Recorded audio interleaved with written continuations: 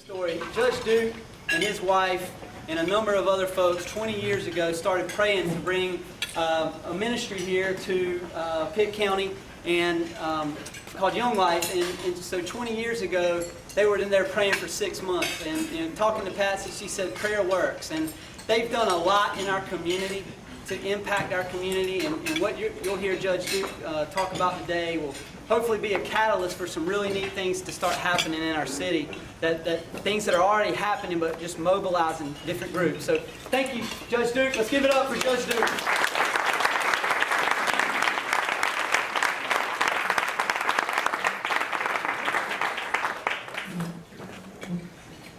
Okay.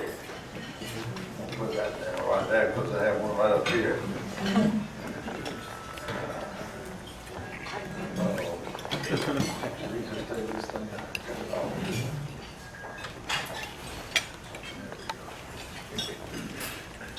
Well, I want to thank you for having me speak here today. Thank you, Webb, for that introduction. And I want to tell you this, it's an honor to be here and talk to you. Webb sort of made it sound like that Charles had trouble getting me to speak.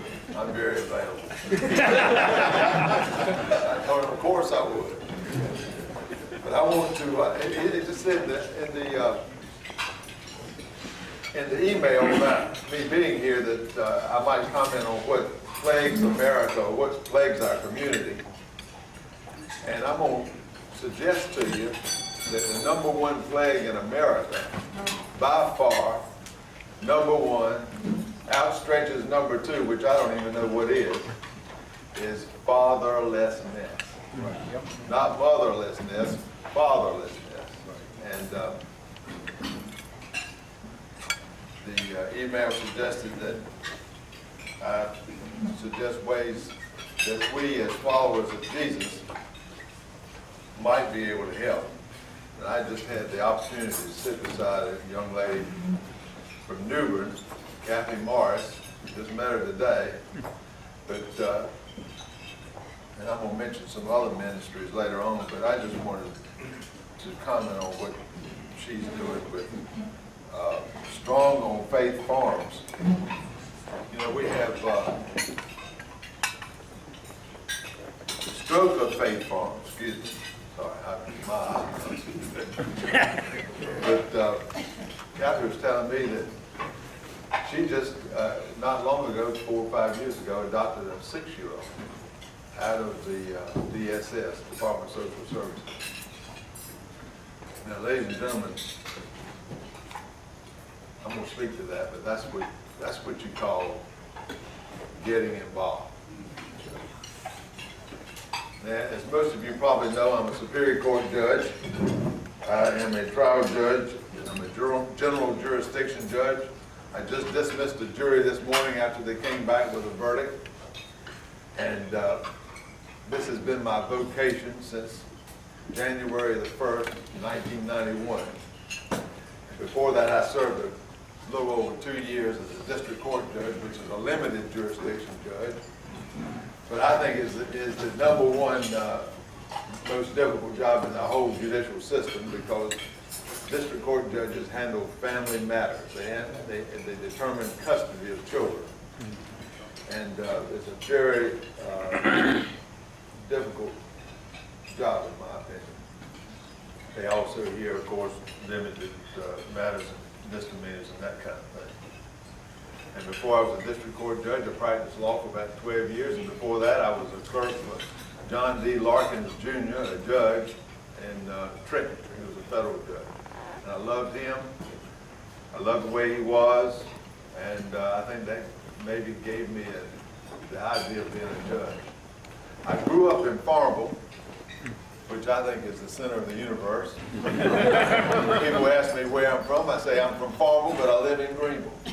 There's nothing wrong with Greenville, but I absolutely love Farmville. And I had a very happy childhood. My father was a Buick Pontiac dealer. Yesterday was his 96th birthday. He died when he was 80. I miss him, but he was a great man. If he said one time, he said it 1,000. you never go wrong doing what's right. And that's what I've tried to do most of my life. I'm married to my wife Patsy, who we have mentioned, and I would be one sorry so-and-so. My mother was a homemaker, and she's here today. She, more than any other person in my life, I think, introduced me to freedom. When I was about 5 years old, my father came home with a bicycle. I'd been asking for a bicycle. It was a 24-inch Roadmaster, Columbia Roadmaster. And I got on it, and I sat on the seat, and my feet wouldn't touch the pedals. And to give you some idea about how my daddy thought, I told him, I said, Daddy, I can't reach the pedals. And I can remember looking up and telling him that. And he says, buddy, you'll grow into it.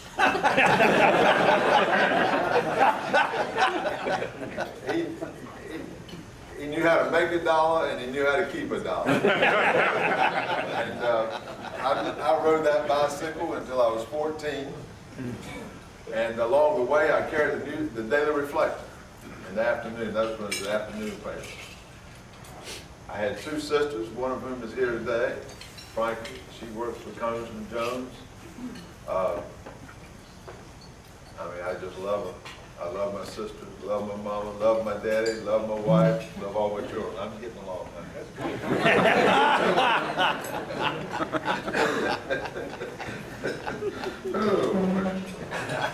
I won't mention my dog Fuzzy. I do want to say that I'm very thankful for the voters of Pitt County having re-elected me over several years and giving me the opportunity to have a vocation. I really don't think I have a job. I don't feel like I work for a living. I enjoy what I do. Being a trial judge is an opportunity, if you can imagine such a thing, an opportunity for, it's a vocation where your sole purpose is to search for the truth. It's like being on a perpetual treasure hunt. And along with that treasure hunt,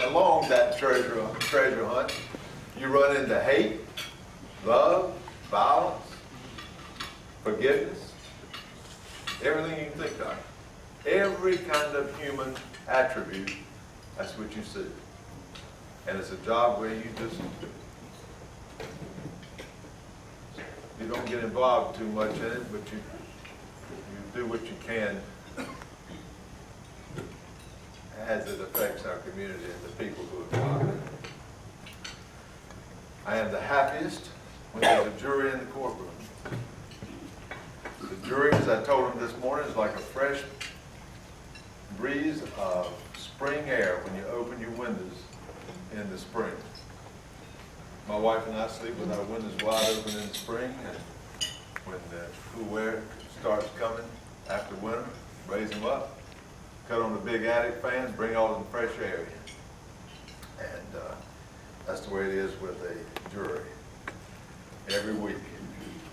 I think I'd get old and stale if I was the one that was trying to find out what happened.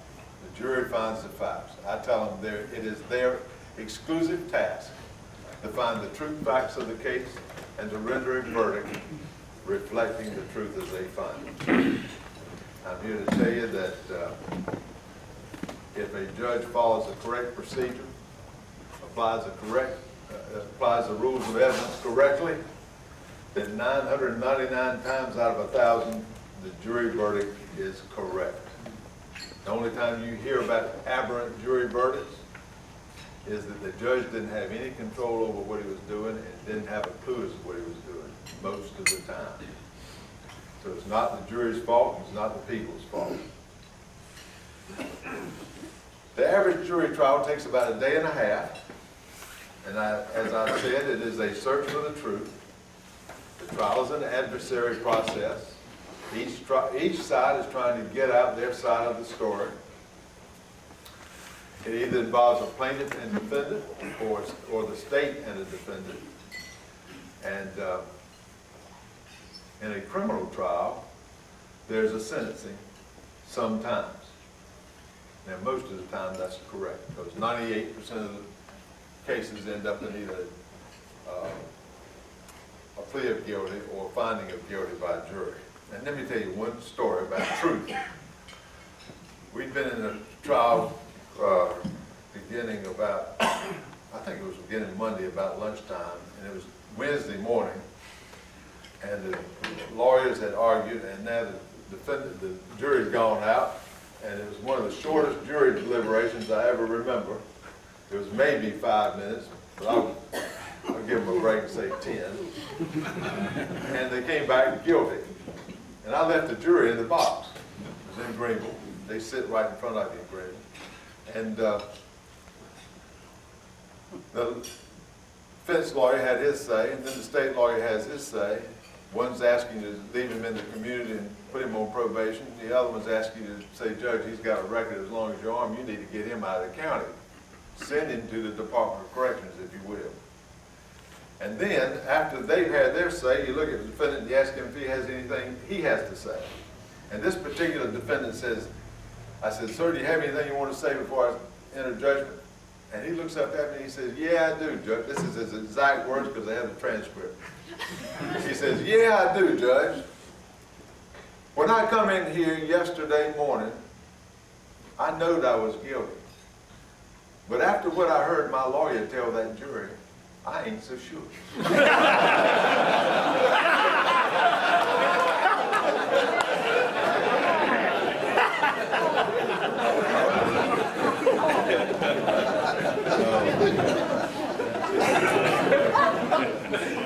went to, I'm a circuit judge. I went to court in Warrenton. Everybody know where Warrenton is? All my people from Warrenton. And all my dad's family. He moved over to Franklin County when he was 16, but all the Dukes come from Warrenton, most of them. And I got there early, like I usually try to do, and it was about 9 o'clock in the morning. Court starts at 10. And I was walking up and down Main Street of Warrenton. And I walked into this store, Miles Hardware. And I walked in, and there was a Mr. Johnson in there. I come to later understand that a Mr. Johnson, I'm trying to remember his name, was principal of the Stoke School. Some of you may know it. Anyway,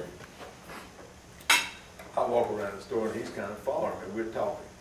And I come to this baseball, this mounted on a block of 2x4, about that high, 2x4 block, had a screw in it, baseball screwed on it. And it's rubbed, it's as brown as this right here in spots, black. And some of the threads rubbed off. And I said, what's the significance of this baseball? And he looks at me and he says, Judge, that's the last baseball that Babe Ruth hit over the left field fence in Yankee Stadium. I said, it is? I said, do the Yankees know that you have it? No, they don't know. They don't care anything about that baseball. I said, well, don't you think you ought to put it maybe in a baseball museum, put it under a case or something? It's going to be gone pretty soon. I mean, it's just wearing it out. People touch it. He said, oh, no, I don't worry about that. But at the same time, there was a real tall, very thin black man who was taking everything of any significance out to put it on the sidewalk. Lawnmowers and wheelbarrows and shovels, anything you could think of. He comes back in and he says, Mr. Johnson lied to you about that baseball. And I looked at Mr. Johnson, he said, Judge, he said, you know, for a judge, your leg sure is easy to pull. And I said, yeah, that's right. That's why they have a jury. It's hard to pull 12 at one time.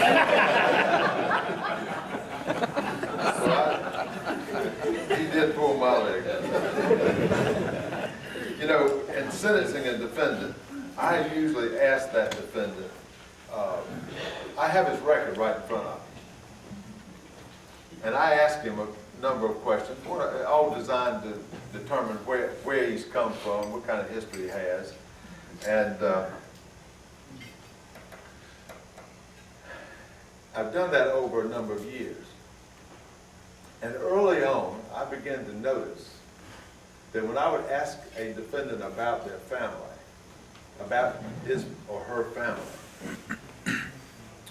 there would be no father involved. No, in some instances, absolutely no clue who the father was. And over these years, from what I have observed, the absence of a father in most instances is a huge detrimental circumstance for most people, whether they ever end up in a court or not. You know, we have to understand that most people never end up in a court. But there are a lot of people who have had no significant relationship with their biological father. But they get along in life. But there are a lot of people who are just don't have the strength to do that. And for a lot of different circumstances, a lot of different reasons why. And I've seen over the years that a father can be absent in two ways. He can be totally absent, or he can be absent while present. And in the instance where the father is absent while present, there is usually, in fact, I'd say probably in 100% of the cases, an idolatrous love for something outside of the home, such as work and money, or God. And you know, as C.S. Lewis said, why adultery when God will do it? I mean, that's, if you're going to be absent, why not just choose God? It may be that it'll get you in a lot less trouble, by the way, I'll tell you that. And get your family in probably less trouble. But it is a shame that we have in this society this problem. The absent father, for whatever reason, and to whatever degree, causes such damage and inflicts such wounds that it is most of the time noticeable on the children. And I can tell you as a judge that the peace of the community is imperiled by it. Over the past 50 years, illegitimacy has become a great plague in our society. The primary cause, in my opinion, is the welfare system as we know it. Fathers have two functions: to protect their family and young, and to provide for their family and young. The national government has essentially said to men, the government can protect your children and provide for your children. You're not needed any longer. You can get out of the way. We can do it. The government has taken these functions away from the father. Progressive, liberal government has come between fathers and their children, and bureaucrats have no business in that place. This has left many men in our community with a sense of no responsibility toward their children.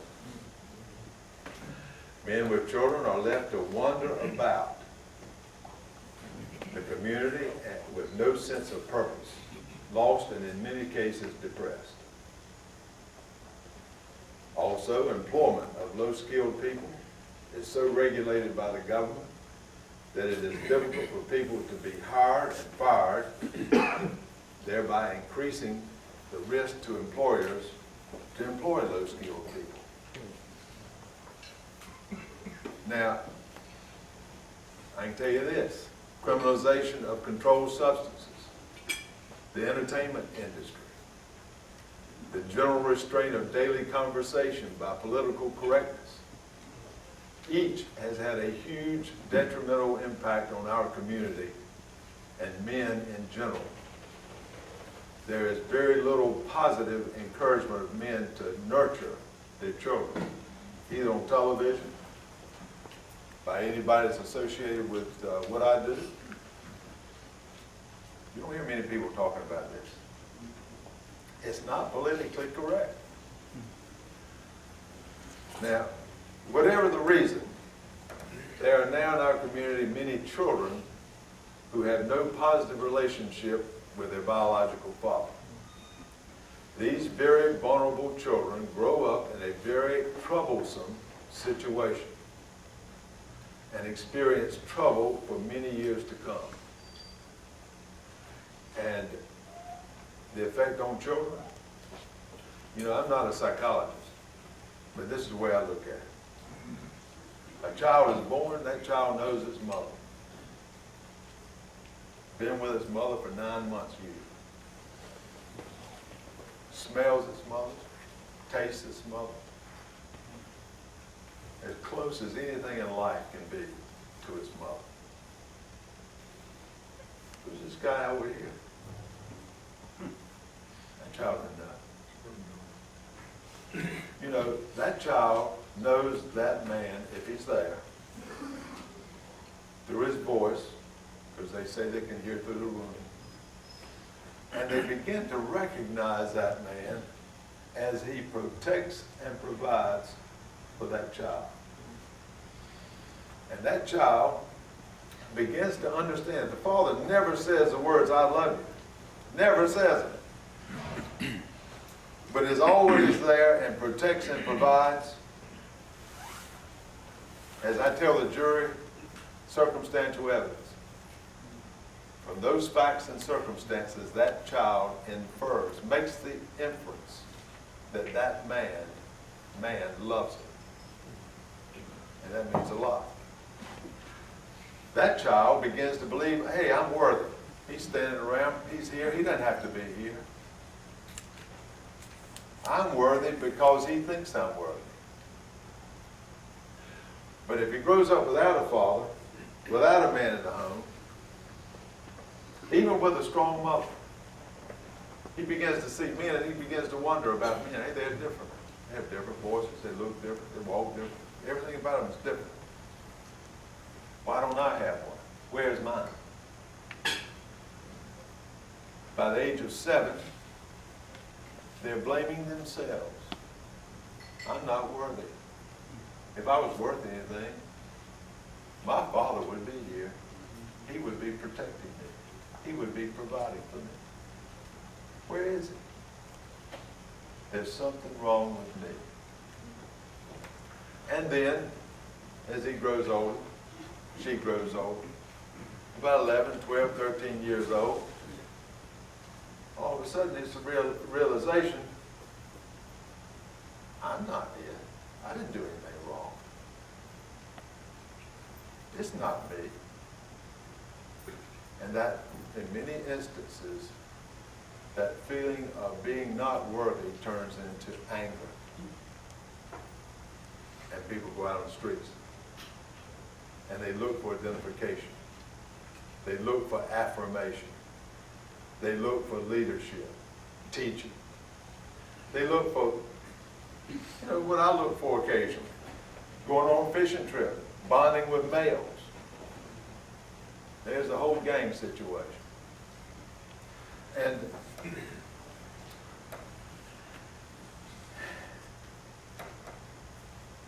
these children grow up to be adults. And I'm going to tell you a few stories. I had I went to try a murder case in Onslow County. The case took 2 weeks. The defendant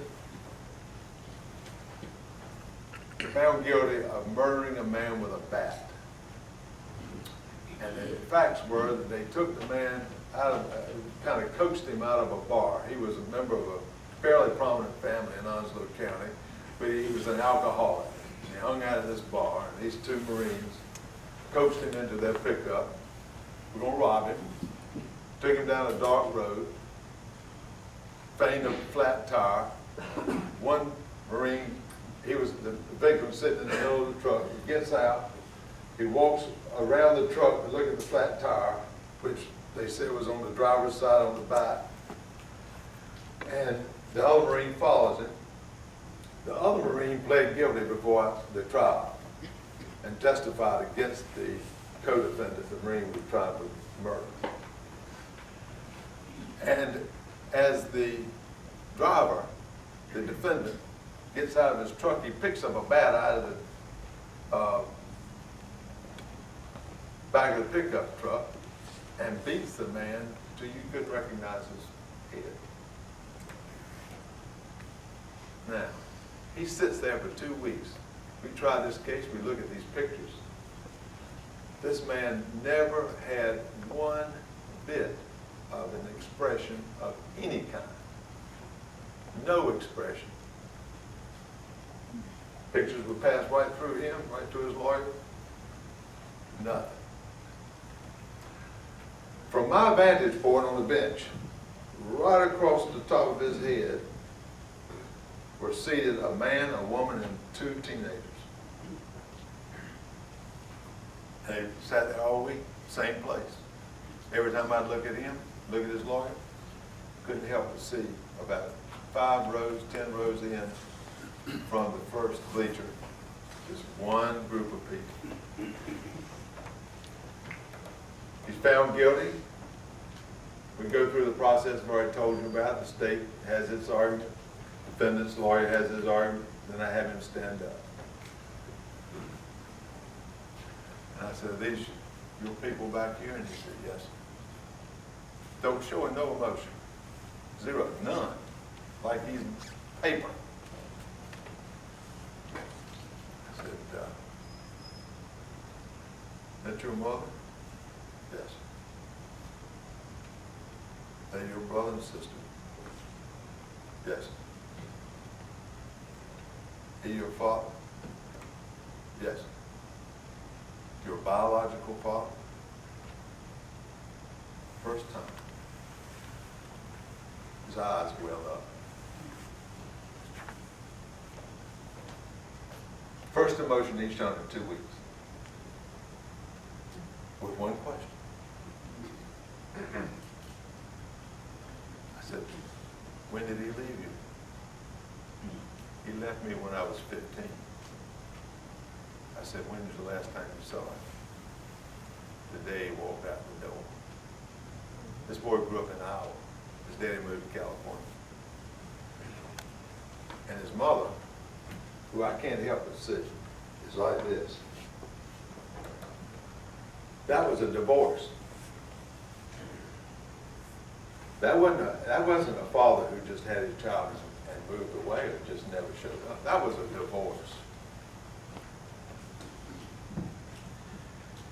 I was in Pitt County, and this fellow tried his case by himself. We call it pro se. He didn't have a lawyer, didn't want a lawyer, waived his right to a lawyer.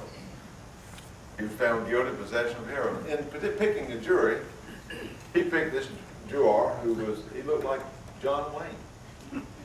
He sat right in the middle of the box. He looked like he had absolutely no pity for anybody in the world. He was totally bored with being there. He couldn't believe he was going through this process.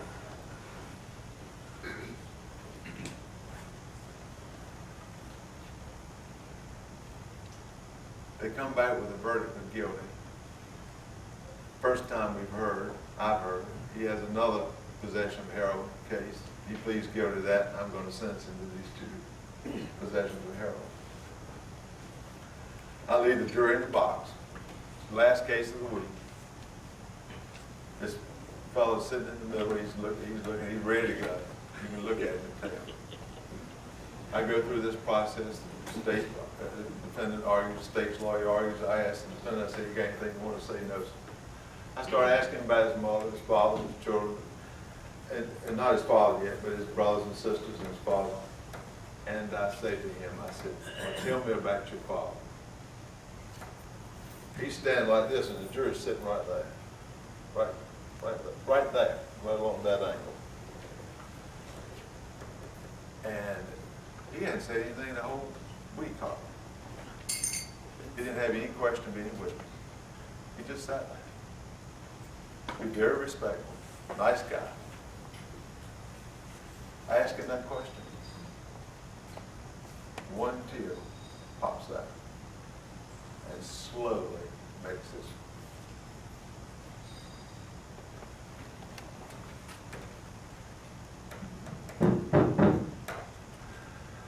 Whew. It makes its way down his cheek. And a black person, if you ever seen a black person cry, where the water goes is shiny.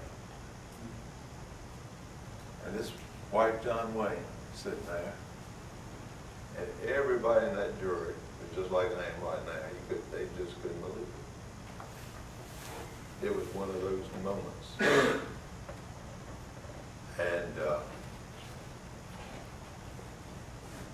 I tell you that story because, and I'm not making excuses for people, but when you see people, when you hear about people, when you see them in trouble, just remember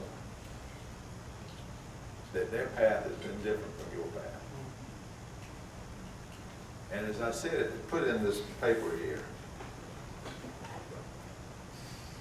the worst thing that I think a person can do, and it's one of the things that Jesus said don't do, is to judge. Now they call me a judge, but I judge by the law. The law restrains me in my judgment. But I see people judging all the time that are totally unrestrained about their judgment.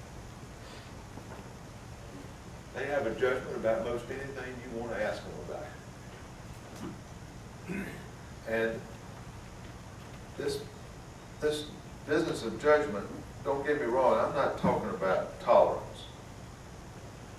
This politically correct notion we got to tolerate. I'm not advocating tolerating foolishness or foolish talk. That's not what I'm talking about. I'm talking about judging individual human beings made in the image of God Almighty.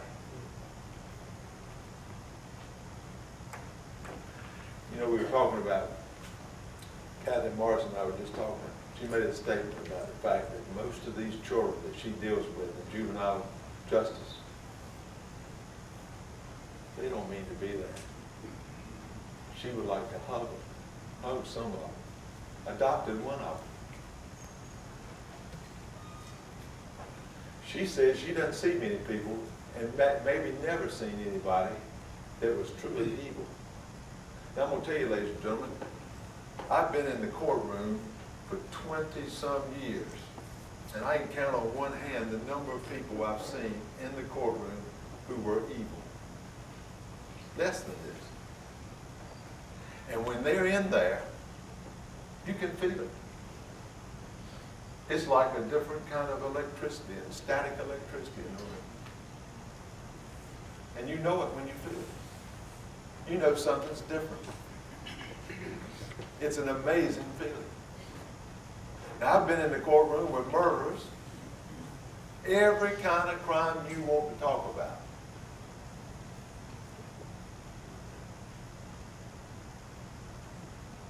Now, one last thing I want to tell you is that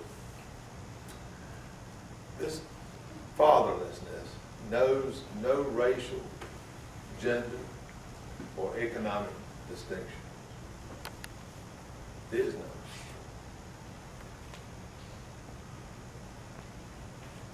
And it is the number one problem we have. It will be the number one problem we have for many years if we don't do something about it. I do want to add this caveat. There are many mothers who take very good care of children, raise them with the virtues necessary to have a successful life. I think of Ben Carson. He operated on my grandson. He's spoken here twice in Greenville. Wonderful man. He was raised, his mother raised he and his brother, no father. Never had a relationship with his father. After he grew up, he didn't really care about having a relationship with his father. So I'm not saying that mothers can't do it, but it's an unusual situation. Children want a father.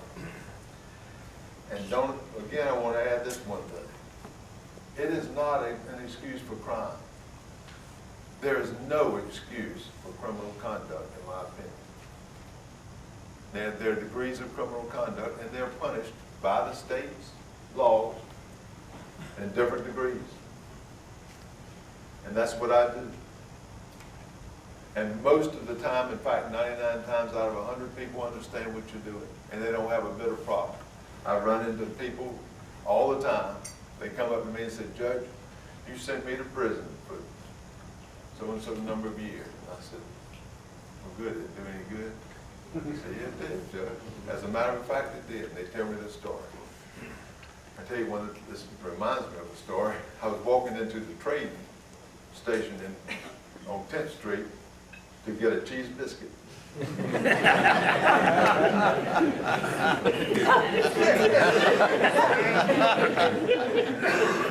I don't get those at home. And this fella is standing there, he's about my size, white guy, had a knapsack on his back. He said, "Can you give me some money?" I said, "No, I'm not going to give you any money, but I'll buy you breakfast." He said, "All right." So they go first. They get up to that woman, probably most of you might know her. She looks at me. I said, "I want you to buy it, to serve me anything you want." She looked at me in disgust. She'd had enough of this guy. She was tired of him hanging around. This is all it's going to do is encourage him to stay there and get another. And so we sit down. We started talking. He said, "Are you a preacher?" I said, "No, I'm not a preacher." He said, "Okay, what do you do?" He said, I said, "I'm a judge." And he said, "What's your name?" I said, "Duke." He said, "You put me in prison." 8 to 10 months. And I said, "Well, did it do any good?" He said, "Judge, I was clean for a while, but I got back out. I got right back on it. You can tell I'm on it right now." He said,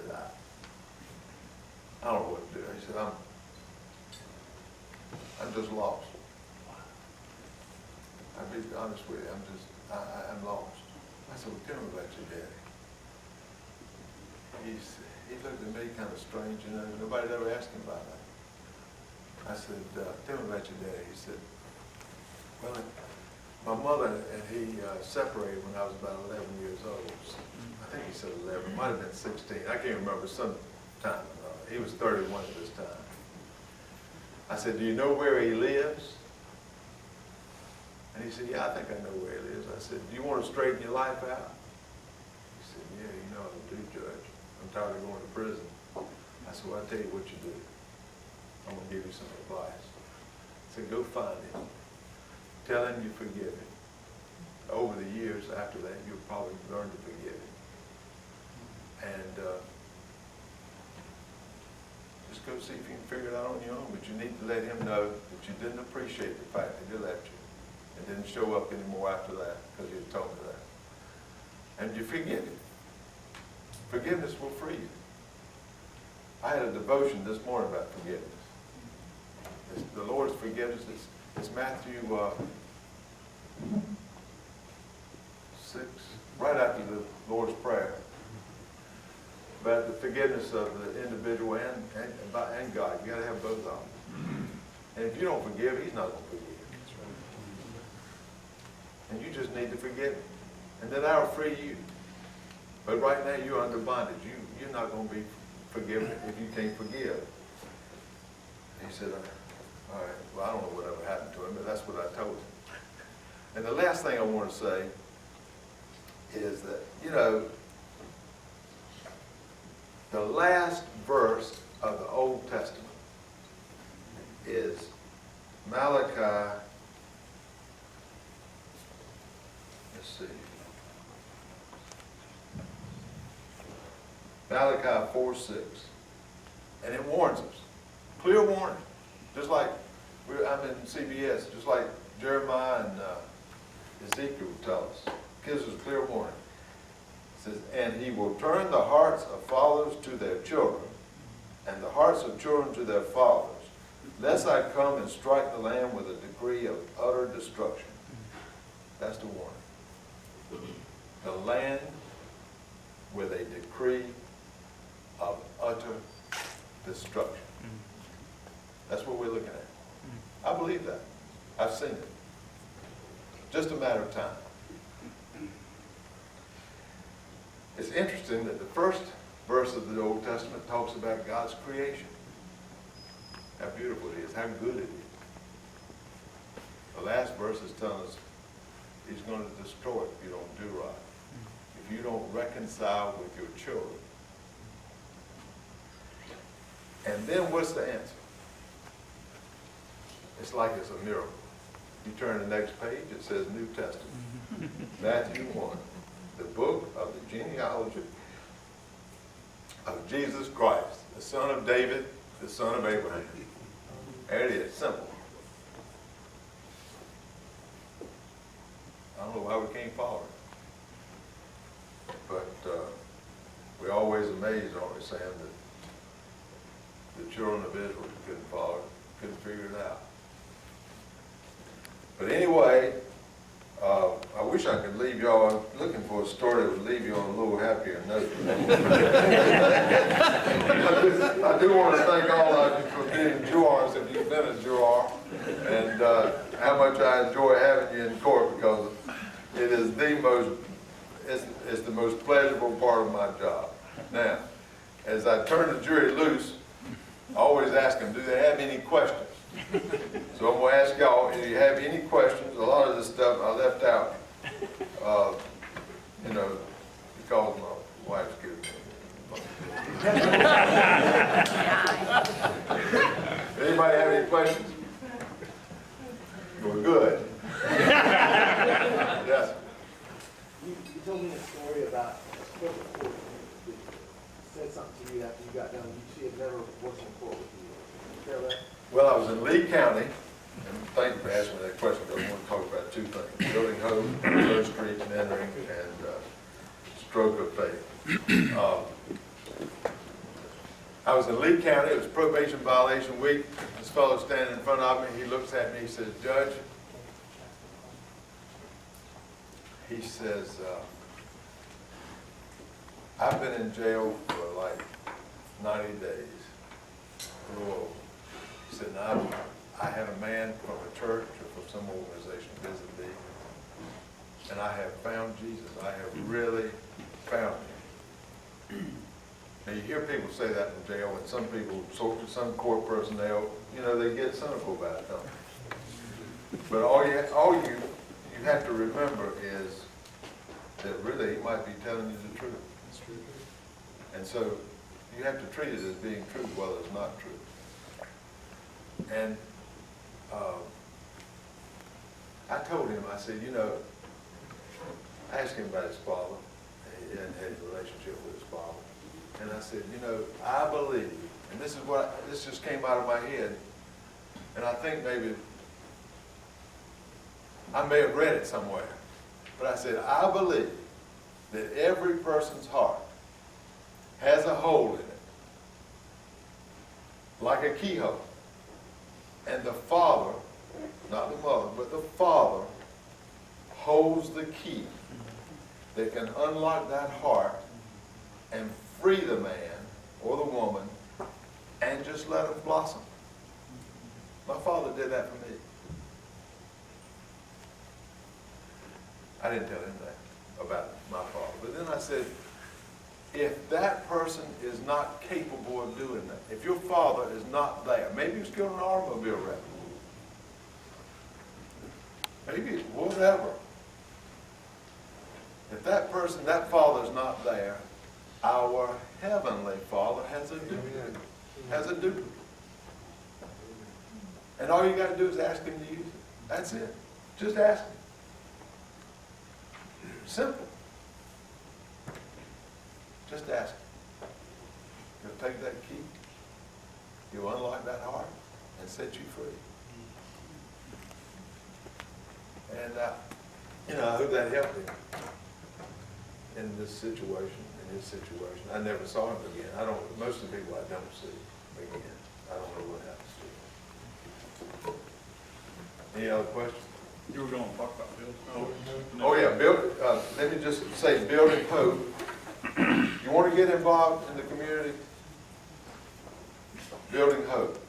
3rd Street School with Rich Rizzuti. I'm on that board. I'm very privileged to be on that board, but I'm going to tell you,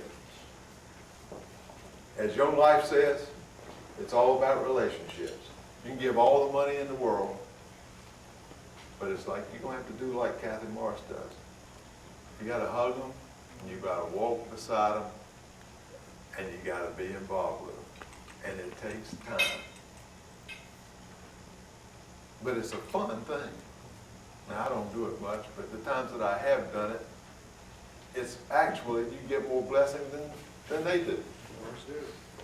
So, I just want to, 3rd Street School has some brochures over here. This is what it looks like. I want to tell you what Atlas Kelly, who works at Building Hope, I underlined what he said. We must take the problems of the fatherless youth personally to avoid being overwhelmed or complacent. It matters to me that these young men do not have a father in the house to show them right from wrong or how to work a job. We have a personal responsibility to the widow and orphan of society. And James said the same thing. True religion is this. God expects us to care and to be motivated to share. And I don't know whether any of y'all met Atlas Kelly or not. Walter Straffy. These key people are giving their lives, actually pouring themselves out to have a relationship with people that a lot of people in the community judge. And they're not judging. It's a whole lot easier for me to condemn. But the Lord didn't come into the world to condemn the world. This is the judgment.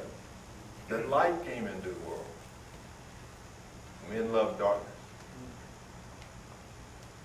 That's why I have good job security. Any other questions? Rusty, we're running out of time, but All right. let's give Rusty a...